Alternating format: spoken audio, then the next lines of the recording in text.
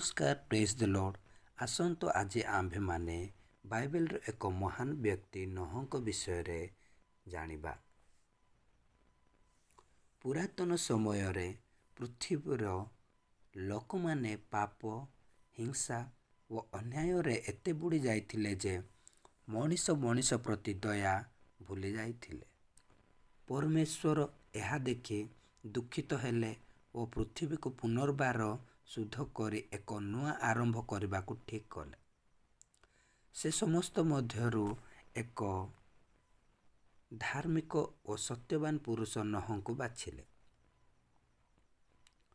ପରମେଶ୍ୱର ନୋହଙ୍କୁ ଏକ ବଡ଼ କାଠର ନୌକା ତିଆରି କରିବାକୁ କହିଲେ, ଯେଉଁଥିରେ ସେ ତାଙ୍କ ପରିବାରକୁ ଓ ପୃଥିବୀର ସମସ୍ତ ପଶୁପକ୍ଷୀଙ୍କର ଯୁଗଳକୁ ସୁରକ୍ଷିତ ରଖିପାରିବେ।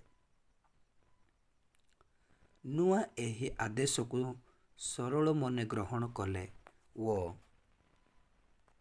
ବହୁ ବର୍ଷ ଧରି କଷ୍ଟ କରି ନୌକା ବନାଇଲେ।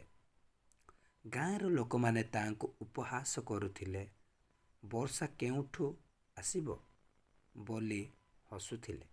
କିନ୍ତୁ ନୋହ ପରମେଶ୍ୱରଙ୍କ କଥାରେ ଅଟୁଟ ରହିଲେ। ନୌକା ପୂର୍ଣ୍ଣ ହେବା ପରେ ପରମେଶ୍ୱରଙ୍କ ଆଦେଶ ଅନୁସାରେ ନୋହ ତାଙ୍କ ପରିବାରକୁ ଓ ପ୍ରତ୍ୟେକ ପଶୁର ଏକ ଏକ ଯୁଗଳକୁ ତାହାର ଭିତରକୁ ନେଲେ। ସେହି ସମୟରେ ଆକାଶ ଘନ ମେଘରେ ଢାଙ୍କିଗଲା ଏବଂ ଭୟଙ୍କର ବର୍ଷା ଆରମ୍ଭ ହେଲା।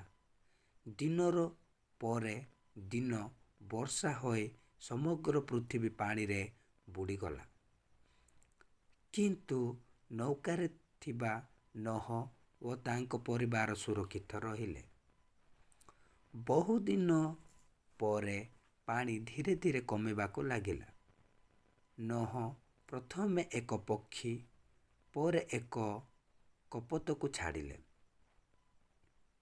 କପୋତ ତାହାର ଚୁଞ୍ଚରେ ଏକ ଅଲିଭା ପତ୍ର ନେଇ ଫେରିଲା, ଯାହାର ଅର୍ଥ ପୃଥିବୀରେ ପୁଣି ହରିତିମା ଫେରିଛି। ତାପରେ ସେମାନେ ନୌକାରୁ ବାହାରି ନୂଆ ଜୀବନ ଆରମ୍ଭ କଲେ।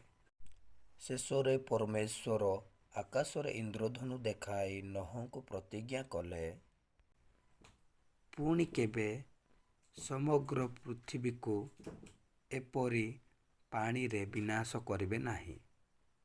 ଏହି କାହାଣୀ ଆମକୁ ଶିଖାଏ ଯେ ଭଗବାନଙ୍କ ଉପରେ ଭରସା ରଖିଲେ ସମସ୍ତ ସମସ୍ୟାର ଉଦ୍ଧାର ମିଳେ।